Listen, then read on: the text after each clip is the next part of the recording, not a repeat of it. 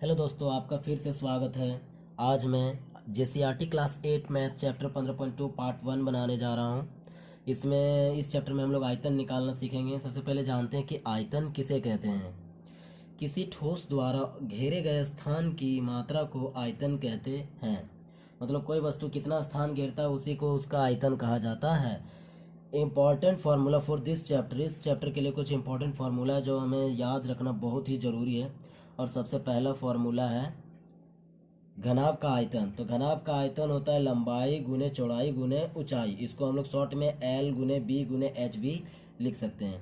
उसी तरह दूसरा फार्मूला घन का आयतन बराबर होता है भुजा क्यू या तो एल क्यू। भुजा को हम एल से दिखाते हैं और एल का पावर क्यू कर सकते हैं।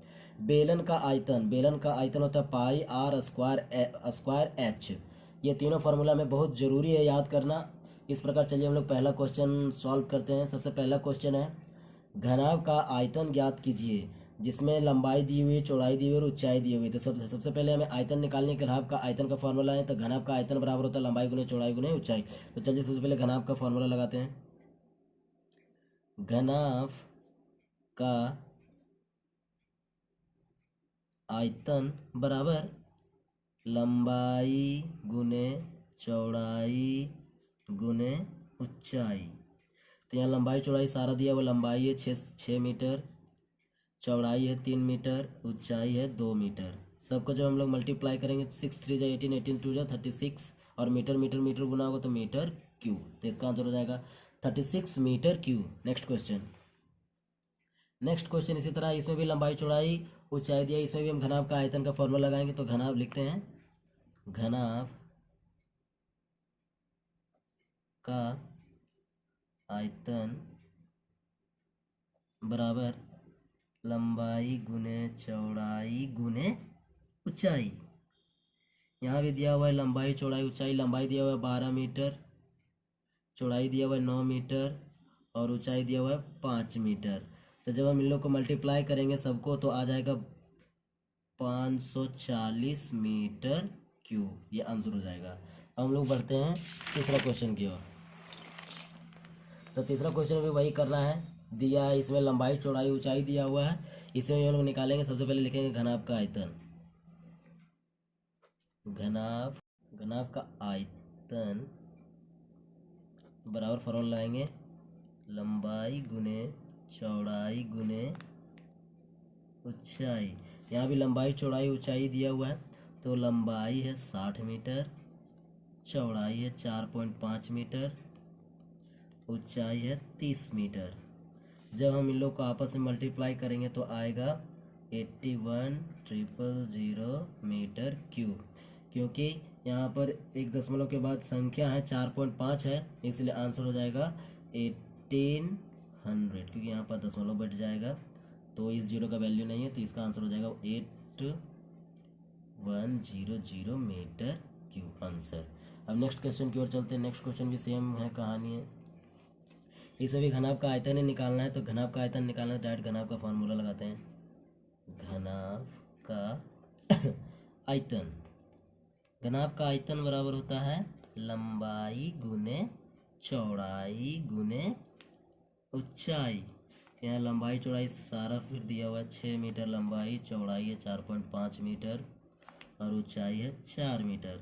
और जब हम इन लोग को आपस में मल्टीप्लाई करेंगे तो आएगा 1080 मीटर क्यूब। लेकिन यहाँ एक संख्या के बाद दशमलव, इसलिए यहाँ से हम दशमलव बैठा देंगे तो इसका वैल्यू आ जाएगा 108 मीटर क्यूब आंसर। अब हम लोग नेक्स्ट क्वेश्चन देखते हैं। हम लोग ऊपर घनाभ का आयतन निकालें, अब घन का आयतन निकालना। घन का आयतन ज्ञात कीजिए जिसकी भुजा की माप नीचे दी गई। घन में सारी भुजाएं बराबर होती है, इसलिए एक भुजा का माप दिया जाता है। चलिए हम लोग घन का आयतन निकालते हैं। तो लिखेंगे घन का आयतन बराबर, जानते हैं कि इसका होता है भुजा क्यू। जो हमें भुजा दी हुई है उसका हम लोग का क्यू कर देना है। तो लिखेंगे भुजा क्यू मतलब हम 3 बार गुना करेंगे इसको। 7 सेंटीमीटर गुने 7 सेंटीमीटर गुने 7 सेंटीमीटर। आंसर आ जाएगा 7 सेंटीमीटर गुने 7 सेंटीमीटर गुने 7 सेंटीमीटर। आंसर आ जाएगा 343 सेंटीमीटर क्यूब हो गया आंसर। हम लोग दूसरा क्वेश्चन की ओर चलते हैं। दूसरा क्वेश्चन दिया है 12 सेंटीमीटर। अब 12 सेंटीमीटर फिर हम लोग यहाँ घन का आयतन लगाएंगे तो लिखेंगे घन का आयतन बराबर घन का आयतन बराबर फिर से वही भुजा क्यू वाला फॉर्मूला लगाएंगे, भुजा क्यू। अब हम लोग जानते हैं जो भुजा दिया वो उसको 3 बार मल्टीप्लाई करना है, तो 12 सेंटीमीटर गुने 12 सेंटीमीटर गुने 12 सेंटीमीटर। और जब वापस में इन लोग को आपस में मल्टीप्लाई करेंगे तो आंसर आ जाएगा 1728 सेंटीमीटर क्यूब। हो गया आंसर। हम लोग सी नंबर इसी तरह सेम टू सेम बनाएंगे, यहाँ भी लगाएंगे घन की भुजा। तो लिखते हैं घन घन की भुजा दी हुई है तो हम लगाएंगे घन का आयतन, तो घन का आयतन बराबर क्या होता है, भुजा क्यू, भुजा क्यू। हम लोग भुजा दिया हुआ 50 सेंटीमीटर, इसको 3 बार गुना करेंगे, 50 सेंटीमीटर जितना दिया रहता है पावर उतना बार गुना करते हैं, क्यों मतलब होता है 3 बार, तो 50 सेंटीमीटर गुने 50 सेंटीमीटर गुने 50 सेंटीमीटर, 3 बार गुना करेंगे हम लोग 50 सेंटीमीटर। जब इन लोग को गुना करेंगे तो आंसर आएगा 125 सेंटीमीटर क्यूब। हम लोग चौथा नंबर देखते हैं, डी नंबर। यहाँ भी घन का आयतन निकालना है तो सबसे पहले लिखते हैं घन बराबर होता है भुजा क्यू, भुजा क्यू। यहाँ पर भी हम जो भुजा दिया उसको हम 3 बार मल्टीप्लाई करेंगे, 1.5 metre into 1.5 metre into 1.5 metre.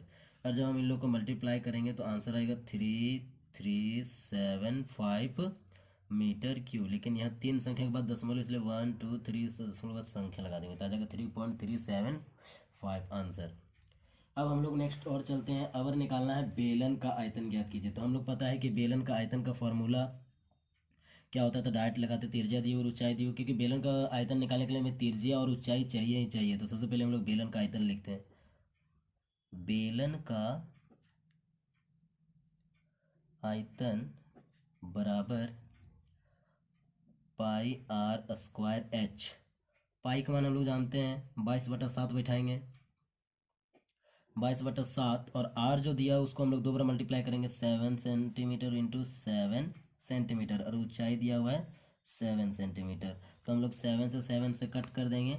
अब 22 से जब हम इन लोग को मल्टीप्लाई करेंगे तो 22 और इधर आ जाएगा 49 सेंटीमीटर क्यूब।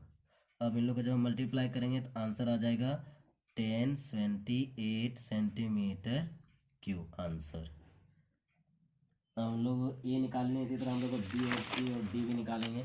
तो अब देखते हैं बी क्या है। बी में भी देखिए, बी में त्रिज्या ना देकर व्यास दे दिया, तो सबसे पहले हम लोग को त्रिज्या निकालना होगा। और त्रिज्या निकालने के लिए तो हम लोग जानते हैं फॉर्मूला क्या लगाना होता है, तो त्रिज्या लगाने के लिए फॉर्मूला होता है व्यास बटा 2। तो सबसे पहले हम लोग त्रिज्या निकालेंगे, तो लिखेंगे त्रिज्या बराबर व्यास बटा 2। तो इसको जब हम लोग त्रिज्या निकालेंगे तो व्यास दिया हुआ है 20 सेंटीमीटर, और 2 से जब इसको डिवाइड करेंगे तो आएगा 10, तो निकल गया त्रिज्या 10 सेंटीमीटर। ऊंचाई तो दिया हुआ, हम लोग बेलन का आयतन वाला फार्मूला लगा देते हैं, बेलन का आयतन, बेलन का आयतन बराबर होता है पाई आर स्क्वायर एच। तो पाई का मान तो हम लोग जानते हैं 22/7, आर यहाँ कितना निकला 10 सेंटीमीटर, 2 बार उसको गुना करेंगे, 10 सेंटीमीटर गुने 10 सेंटीमीटर, और ऊंचाई दिया हुआ है 21 सेंटीमीटर। तो हम लोग 7 से 21 को काटेंगे 3 बार में, तो इधर आया है। जब इसको हम सबको आपस में मल्टीप्लाई करेंगे तो आएगा, जब हम इन लोग को मल्टीप्लाई करेंगे तो आंसर आएगा 6600 सेंटीमीटर क्यूब। इस तरह हो गया इसका आंसर। और हम लोग देखते हैं अगला सी नंबर। तो सी नंबर में भी व्यास दिया हुआ है, तो सबसे पहले इसका हम फिर से त्रिज्या निकालेंगे। तो त्रिज्या निकालते हैं सबसे पहले, तो त्रिज्या बराबर होता है व्यास बटा 2। तो व्यास है 7 सेंटीमीटर, और उसको हम 2 से डिवाइड करेंगे तो इसका त्रिज्या निकल जाएगा 3.5 सेंटीमीटर। और हम लोग बेलन का आयतन वाला फॉर्मूला लगा देते हैं, तो बेलन का आयतन बराबर होता है पाई आर स्क्वायर एच। अब पाई का मान 22/7 बैठाना है, और आई हम लोग का है 3.5 इंटू 3.5, और एच दिया हुआ है 60 सेंटीमीटर। यहाँ भी सेंटीमीटर है, यहाँ भी सेंटीमीटर है। तो जब हम इससे काटेंगे तो आएगा 0.5। अब जब हम इन लोग को मल्टीप्लाई करेंगे तो आ जाएगा आंसर, जब हम 22 into 0.5 into 3.5 centimetre into 60 centimetre, जब हम लोग को आपस में मल्टीप्लाई करेंगे तो आंसर आ जाएगा 2310 सेंटीमीटर क्यूब आंसर। अब हम लोग देखते हैं डी नंबर, यहाँ पे डी नंबर भी दिया हुआ है। देखते हैं डी नंबर। अगर यहाँ आधार की परिधि दे दिया है तो हम लोग को जानते हैं कि बेलन का क्षेत्रफल निकालने के लिए त्रिज्या और ऊंचाई चाहिए। ऊंचाई तो दिया, ऊंचाई नहीं दिया हुआ है तो सॉरी त्रिज्या नहीं दिया हुआ, तो त्रिज्या निकालने के लिए जो बेलन की परिधि का उपयोग करेंगे और यहाँ से हम लोग त्रिज्या निकालेंगे। तो सबसे पहले लिखते हैं बेलन की परिधि बराबर होता है, बराबर दिया है 11 सेंटीमीटर, और बेलन की परिधि जानते हैं कि परिधि उसका 2 पाई आर, विर्थ के जैसा होता है परिधि, इसलिए हम लोग लगा देंगे 2 पाई आर, और विर्थ का परिधि होता है 2 पाई आर, और इधर दिया हुआ है 11 सेंटीमीटर। 2 पाई का मान तो जानते हैं कि 22/7 होता है, और यही आर निकालना है तो आर रहने देंगे, और इधर है 11 सेंटीमीटर। अब देखिए हम लोग क्या करेंगे, आर निकालेंगे तो आर निकालने के लिए 11 सेंटीमीटर इधर है, जो जो ऊपर चला जाएगा 7, और ये जो गुना में है सो भागे में आएगा, तो 2 इंटू 22, और जब हम यहाँ से काटेंगे तो कट छट के आएगा 7/4। सर कैसे, तो देखिए 11 एकम 11, 11 दूनी 22, तो 2 2 जा 4, और यहाँ 7, तो 7/4 सेंटीमीटर आर निकल गया इसका। अब हम लोग बेलन का आयतन लगा देंगे, तो लिखेंगे बेलन का आयतन, बेलन का आयतन बराबर पाई आर स्क्वायर एच। पाई का मान हम लोग 22/7 बैठा देते हैं, आर हम लोग का निकला 7/4 सेंटीमीटर इंटू 7/4 सेंटीमीटर, और एच दिया हुआ है 4 सेंटीमीटर। तो हम लोग क्या करेंगे, 7 से 7 काटेंगे, 4 से 4 काटेंगे, और ये 4 से 2 दूना 11।